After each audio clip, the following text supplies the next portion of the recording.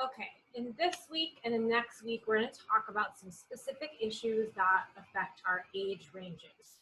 So this video lecture will be on planning an infant toddler program. The next video lecture for this week will be on planning a preschool program.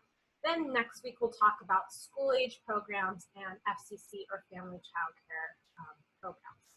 Even if this is not the age that you're currently working with or that you have at your program, it's worth looking at all of them. It's very typical for programs to expand, if they're preschool, to go infant toddler, or to go older to school age, or for a school age to have a younger component at another site.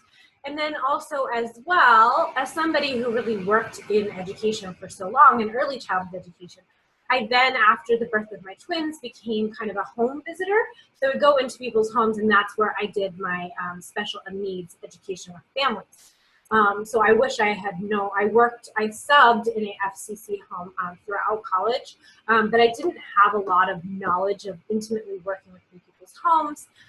So I think that all of these programs will have something to add to you, even if it's not what you're currently working with, or you might be a program that will bring in FCC providers as part of a greater network. So there's a lot of reasons to check them out, even if it's not really what you're working with now, in order to kind of increase your base of knowledge about our industry.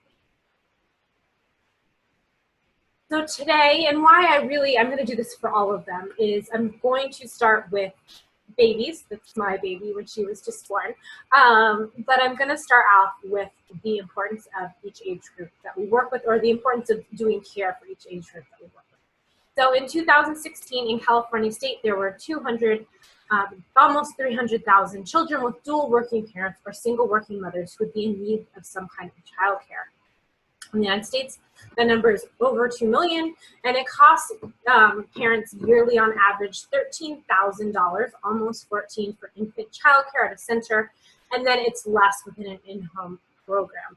So we do know that there is a wide number and a wide group of working families in the United States, and we as professionals are providing care for a lot of different families and are providing care for the youngest among us, infants. So we know something. We've taken child development classes, so we do know that infants and toddlers are learning at and growing at a really rapid pace. So when I'm introducing this to my Child Development 100 or 100 students, we kind of go through an activity where, you're starting as like the tiniest blastocyst, which is so small. Then to look at your first year of life, how much you've grown, how many times, millions of times, your cells have duplicated, the brain development that you go through, and you really come away with this kind of awe at what we do, all of us do within our first months and year of life. So us as professionals are really supporting that, and so we do need to support that. They just are needing to bond with a few select caregivers in their lives. So when I was running an infant toddler and then a larger program that had infants through school age, my staff and my infant room were the ones that I really tried to minimize any kind of work disturbances on, because those infants really needed to bond with those caregivers. People will leave, especially when I worked on Camp Pendleton, deployments or orders or things like that did affect our communities, but it was something that we tried to minimize as much as possible in order to kind of keep the bond going. In this kind of lecture, we're going to be looking at planning and operating really high quality programs, obviously looking at them through the prism or the lens of developmentally appropriate care, and then also relationship-based care. Not to say that in school age or preschool it's less important. We know it's a very primary function of infant and toddler programs is relationship-based care. Things that I really like and that I've put at the very bottom is this webinar from PITC, which is the Program for Infant and Toddler Care, and you can search it. It's a fantastic program. Many of the instructors at Palomar and other universities have gone through this training before, and they do have, it's something you pay for, but they do have a lot of free resources as well, videos and webinars. So sign up for their email alerts, and then also consider bringing them into the training and workshops and staff meetings that you provide for your infant and toddler caregivers. If you have extra time, bringing them into the office and having them watch webinars that are taped and you can watch it other times. It's a really great way to increase their education and then also to focus on the importance of their job and why they're doing it. So we're going to talk about ratios for infants and toddlers. They're different, and they're different in preschool and school age as well. We have Title 22 and we have Title 5. You should know within your program which one you are following. Are you following community care licensing, or are you following the state standards? So they are going to be different. So depending on how many teachers you need, for how many infants of certain ages. And then it also goes into with aides and qualified teachers as well. So I do leave it up to you to know which program, and you should know which program you're currently working in. If you have any concerns at all that you are not following licensing standards, or the program that you're working for is not following licensing standards, or you're just confused yourself, please just send me an email. I'd be more than happy to help you guys make sure that you're following the ratios, which are really, really important at this age. We can't have 17 infants running around. It would really be kind of a disaster. When my daughter started school, she just goes one day a week, and then she's grandma for the other days, but her school is fantastic. It's an opportunity for her when she was little to kind of meet some other children and things like that. But she was just under 18 months, but she was still in the infant classroom. So their program was really small. They had an infant and toddler room, they had a preschool room, and they had a school age room. They didn't have enough children and staff yet in order to go live with like 10 classrooms.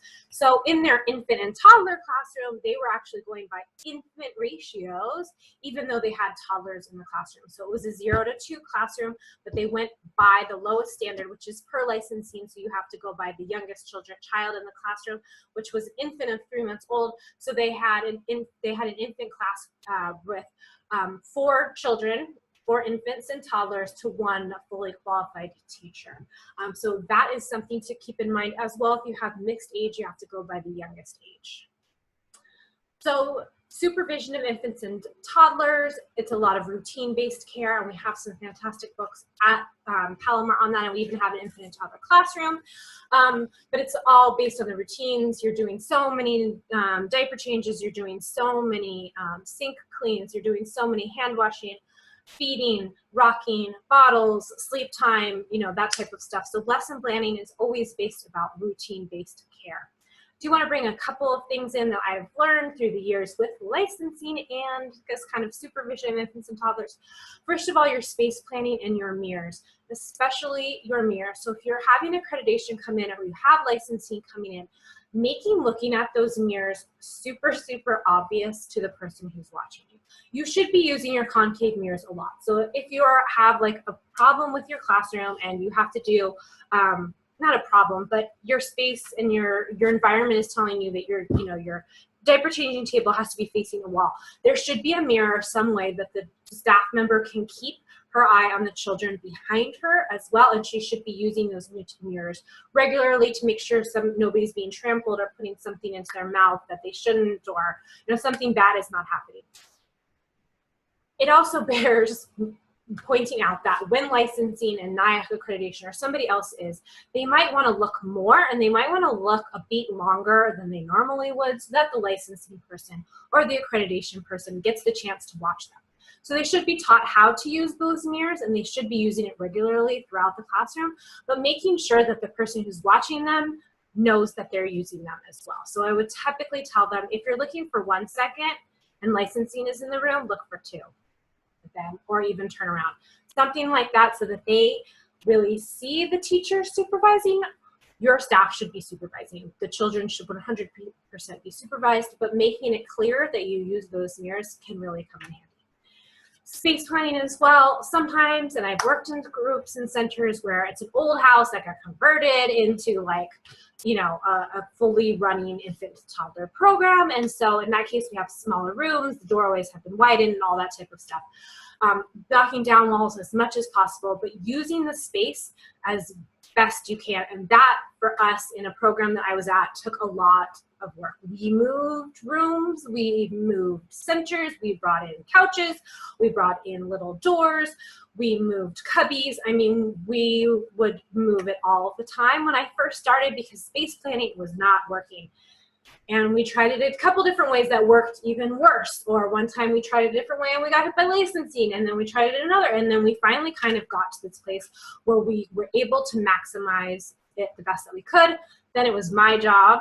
I wrote a couple of grants so we could get new flooring done. We got a larger patio put out, or not a balcony, like a deck, a small deck that increased the outdoor space and increased some of our art storage outside. And then we eventually got a shed. And so it was a multi-year process. The first year was literally just figuring out how we could use this really inconvenient space as well as possible, and then getting some money into the center as well.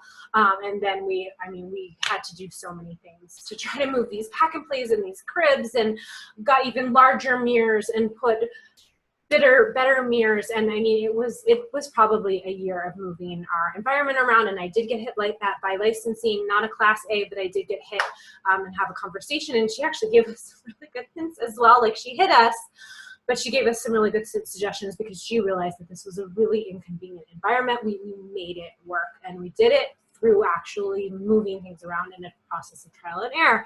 So you might have to do that in order to have a better supervision of your infants and toddlers. Hopefully most of you are working in centers that have always been centers, and you have huge giant rooms where you can really keep an eye on the children. If not, you've got to really be creative about it. So training our infant and toddler staff, and this is part of the training part of the weekly assignment that you'll be doing. You're going to be thinking about training staff. But if you were a newly hired teacher, what would you want to know before working with toddlers and infants? Or if you're a director, what do you want to tell your teachers? And what do you want to have them know and be trained on before they start working with toddlers and infants? So this could include, but is not limited to, just things that I was brainstorming in my mind: diaper changing procedures, our exclusion policy, observing children, reading and signing the employee handbook. So once again, this is your weekly online assignment. Think about your first day at a new school and or your employee's first day at your program. How were you trained, or how do you train employees? Write an example in bullet form of one day of a training program for a new infant teacher. What policies or information should he or she know before working in the classroom? So you're not going to write out all the policies and procedures, you're just going to tell me what they were going to be. So you could just write out bullet point: exclusion policy for sick children. You wouldn't have to write the literal policy. It would just be like a cue for you, like I talked about in a previous lecture video, about all this. These are the things that I think are important. This is what I train my staff on. This is what everybody knows they get trained on. Here are the copies, that type of stuff. So if I'm out, everybody knows that this is how we train our staff here, but these are the things that I find are really important. Don't just use this. You might have, this is an incomplete list. There might be things that you find are even more important than this that you would like to add, or things that your own program places a higher value on. So once again, your environment and space planning, it's different because we have eating and sleeping routines. They're not all eating together. They're not all sleeping together. So we have to kind of allow for a lot of flexibility within a classroom. So it needs to be set up for sleeping, playing, eating, and changing all at a time from opening to closing. Those things are going to happen all the time. So it's routine based in whatever the individual routine of the child is, and not the actual routine of the classroom. And then it's so important that we have outdoor time available. We are in Southern California. We can go outside 360 days of the year. Well, I guess we're not. We don't teach that many days. But most days you can go outside, and there should be some space available for children to go out.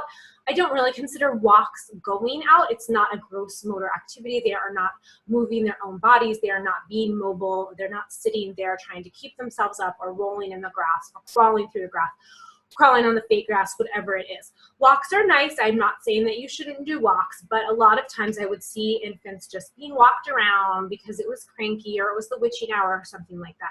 That's not outdoor time. Outdoor time is a movement and gross motor activity that's built into your lesson planning that children should have available. So we also want to foster play, and that's also where it's more different than our preschool classrooms, where you might have active play built into the classroom, and most people are doing active play. In an infant and toddler classroom, some might need to, especially in our infant classroom, some might need to be quiet while others need to be active. We're very much based on the caregiving relationships, and that's what all of our learning and education is about in our infants and toddlers. And then it needs to meet the needs of all infants and toddlers. So a 6-week-old is going to be very different than a 10-month-old. Their activity states, their ability to do things, to move, is going to be very different, and not one is better than the other. Everybody's needs need to be met, and that's part of the challenge of fostering play and increasing relationships within this age. So routine-based care, this is what that video is on.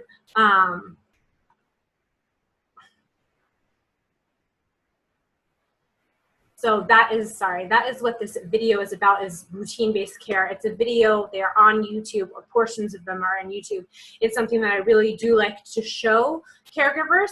Even if they have worked in infant and toddler care before starting work with me, I always like to play it because I like to reinforce what we think about play in my program. And my program, we focus on caregivers using feeding, napping, and toileting and diaper routines as an opportunity to build a close personal relationship with each child while attending to the child's individual physical, emotional, and developmental needs.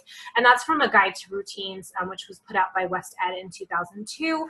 I've always had that as my centers as well, and we have copies of it as well. And we even have an infant and toddler class here at Palomar. So if you are interested in knowing more about infants and toddlers, please take those classes if you haven't already. They're fantastic, and they will really help you be able to run a great classroom. But that video, the routine-based care, is something that I show staff a lot, especially if they work with little learners. So we have some health issues, and these are the areas that you're most likely to be hit with by licensing. So preparation of bottles, how are they warmed? How do you supervise infants and hold infants while they are doing it? Are you breastfeeding friendly? And do you have breastfeeding friendly policies and trainings for your staff? Making sure that you support working mothers. If they are close enough, I was always really supportive of mothers coming in on their lunch breaks in order to nurse instead of pumping. Pumping is not as efficient. And as a mother who did pump, I'd much rather nurse my baby than fiddle with a bunch of bottles and things like that. I never really worked close enough in order to do that, but if you did, that would be fantastic. And then also supporting the use of expressed breast milk within your center as well. It's part of why I bring up the preparation of bottles as well, is how are they labeled? How do you keep them separate? There's really nothing worse than calling a mom whose child is on formula and telling them that that baby drank another woman's breast milk, which is a bodily fluid, which could have viruses and things in it, and then vice versa, telling a mother that has a breastfed baby who spent time expressing breast milk that her baby has had formula and might have a sensitive tummy or something like that in reaction to proteins that they've never had before. Worst case scenario, it has happened to me. It's always horrifying. I hate that phone call, and so a lot of policies and procedures went into that type of stuff happening. How did we separate the bottles in the, and I'll tell you why that one happened, is because both parents, the parents labeled the bottles, and both parents had the same red labels that they got from online, and the child's name was very, very similar. And a new staff member came into the classroom in a moment of babies crying, grabbed Emma W's when it should have been Emma M's, and the child got the wrong bottle. Both children got wrong bottles. So we made a lot of decisions from that point. What should labels look like? How would they be separated in the fridge? These are the types of things that are very detail-oriented, even minutia, but they matter to the child and they matter to the parents, and so it matters to you. And it getting right and you supervising it, because at the end of the day, you're calling the parent, and at the end of the day, that parent's going to be upset with you as the director. So you want to make sure that that classroom is working as best as possible. In addition to the bottles is the diaper changing as well, and this is a huge area that people get hit on licensing within infant classrooms, making sure that there are diaper changing and hand washing procedures posted in each area. Online on Canvas, I have some PDFs for you guys to use. There's a bunch of different resources this week about these types of things. I like ones with pictures, and I even made more realistic ones when it came to my bottle warming procedures. If they were different or unusual, I literally videotaped or took pictures of the caregiver going through each step so that it was like hugely clear. Like there was a poster-sized picture of what you needed to do to warm a bottle, because there had been some issues with bottles being warmed, and so I needed to know that it was going to happen. Sometimes we have visual learners, and so having pictures really helps. And in addition to it being big, the parents see it. We remind the parents how to wash their hands, because sometimes they don't know that. And then it shows them we take this really seriously. Like, your child's going to be sick. Everybody gets sick, especially in childcare. We're sneezing on each other. But we are taking it seriously, and we wash our hands all the time, and the children wash their hands all of the time. And that will give you some goodwill if the parents see that you're really trying to minimize the risk of infection and spreading disease. So cleaning rooms and toys. I do put this out here, although I have not really had an issue with people who are in my 150 or 155 classes, but like new people to child development don't know that infants should be allowed to mouth toys as an oral motor exploration, and typically we'll have this happen with parents who don't think that children should do that. So we need to educate them. That's how children learn. They put stuff in their mouth, it's on their gums, they're teething, they're exploring textures. This is how children learn. They learn by looking at it, by manipulating it, and by eating it and teething it. Teaching our parents that will really help them, and then also teaching them, look, we have this dirty toy bin. When the baby's done mouthing it, I put it in there and it will be clean and sanitized at a different time. We're not just letting children put things in their mouth and then somebody else comes and picks it up at another time. We're trying the best that we can in order to keep things clean. I also online have the NIAC cleaning, sanitizing, and disinfecting frequency table, which is pretty standard as well, giving us different rates of solutions and how long that they will clean for. Do they sanitize, do they disinfect, or do they clean? This is pretty standard across our industry as well. So how do we communicate with families? I have resources as well on this, on Canvas. If you are using something even better than mine, please put it on Pinterest or send it to me and I will post it on Canvas for you. These are pretty standard ones, nothing fancy as far as record keeping, written communication, diaper changing, all of those types of things that I posted are pretty standard. If you have things that are better, prettier, nicer, post it on Pinterest or send it to me if you don't mind sharing it with the entire class, and I'll put it on Canvas for you. But we need to have record keeping, we need to have written communication, we need to have verbal communication daily. It's a best practice for families, especially the younger that they are. A written place where a parent informs teachers of the events preceding drop off. Baby woke up at this time, baby was nursed at that time, and then while mommy and daddy are gone, these are the things that the baby did, so that the teacher can tell the family at the end of the night. Teachers should also be trained in how to give this information to parents. It's not just, you know, the news facts. We were talking about their practical and physical needs, but also highlights concerns. Do you need more diapers and wipes?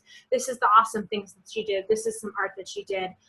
You know, maybe using a poop sandwich, like, oh, I had so much fun doing this, but she got bit by an older child, you know, and then the highlight as well. So training your staff in how to talk to parents, especially with toddlers who are biting, is really going to be an issue as well. So inclusion, once again, this is something near and dear to my heart as somebody who's worked with children with special needs. But we do know that caregivers are going to need from their management team or their state supervisor, whoever it is, guidance and support in making necessary adaptations for children with special needs. They need not be difficult or expensive. It's important to be intentional and develop a focused plan of action. So for example, we had a 3-month-old with Down syndrome into our infant and toddler classroom. Mom was going to be working part-time herself, 5 to 6 hours very early in the morning. So we were going to have him 5 to 6, maybe even 7 hours a day. He had Down syndrome, which makes him floppy. That's kind of what they've been called, floppy babies, but really their muscle tone is low. So if you were to touch the muscles that we typically have, it would feel a little bit mushier than normal. This means that children aren't going to be hitting their milestones later. There might also be some issues with vision and heart as well. So having a really important that the child doesn't start without a physical in order to make sure that their heart is healthy and ready to play within a group environment. And then this child literally required no structural or environmental accommodations. The child was totally fine to play with the things that we already had. Once the child got a little bit older, mom provided most of the accommodations. Children with special needs often wear what is called split pants. So imagine a pair of leggings that you've sewn down the middle, so you have to keep your legs together. So instead of sitting wide apart like this, your legs wide apart like that, they were together like this. Typically, you might have some hip issues, some muscular issues with children with special needs, and this can help with those types of things. So if the baby needed wedges or something like that, the parents always were able to provide them from me, from getting grants from the state or buying them themselves. And then we were just trained by the parents in how to support this child within the classroom. It worked really, really well. We had him through preschool age. We never made physical accommodations, although if we ever had a child in a wheelchair, it would be very easy to widen aisles in classrooms bathrooms and things like that as well. And most doors are already compliant for wheelchairs as well.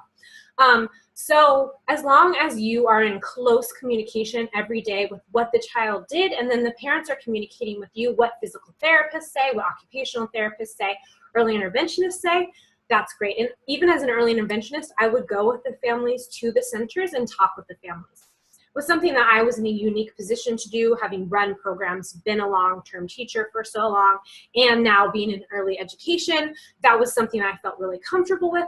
Sometimes therapists won't be, but if they are and they're able to come out to the classroom, that's fantastic. You can see about really easy things that you can do that maybe the physical therapist wants you to do. But typically we're already set up, we're already meeting the needs of such a diverse group of children. All we need to do is work with the families in order to include them. Management-wise, though, you're going to want to have a lot more documentation as far as physical things, dietary things like if they have a G-tube or an NG tube, like they feed through their nose, or special formulas. You're just going to want to be in a lot of communication and get everything written out. Not only to cover your butt if something was to happen, that very rarely happens, but just so you have it written down. If you have so many children in your program, having a written plan and having that written communication will really help you be able to do the things that you're supposed to for the child. So in conclusion, we are engaging in routine-based care, setting that primacy of that nurturing relationships, that primary caregiving relationship that we have, because it supports an infant's natural inclination for active exploration and is part of responsive caregiving for infants and toddlers. Because really most of our goals and what most of you wrote in your mission statement was something about children being healthy, happy, and safe, and we want to encourage that as well. These are some of the references that I had about getting in tune from West Ed, and then some also, these are all from West Ed, which is kind of part of the state, but knowing infants and toddlers in twos, early messages, facility and language development, and then a guide to routines. These are some further learning or references that you might want to check out. Really great things that helped me when I was running an infant toddler program. All right, that is it for today. We have one more video lecture on preschool programs right after this. Thanks so much.